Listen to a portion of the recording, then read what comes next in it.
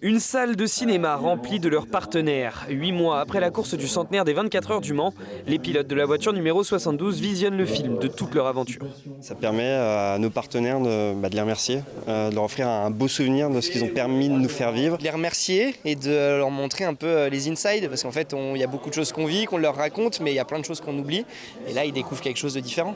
Des images de tout un projet capté par R2 Détroit. De la voiture présentée devant le stade Marie-Marvin à la parade avec en point d'orgue la course, avec ses bons et ses mauvais moments. La voiture était 3e avec les 3 petites lumières sur le côté, c'était vraiment une fierté pour moi. Et puis d'un coup d'un seul, la course est finie.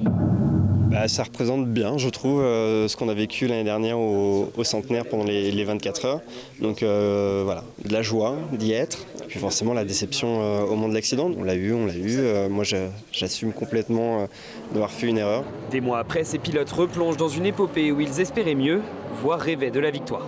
Il y a un goût d'inachevé quand on regarde le film. C'est plein d'émotions, mais moi depuis juin dernier, c'est vrai que c'est que des pensées assez négatives qui me restent des 24 heures du Mans.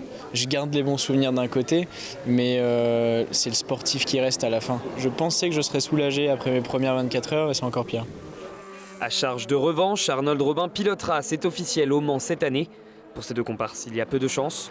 Pour voir un jour ce trio se reformer, il faudra patienter avant d'espérer réécrire la fin de ce film passionné.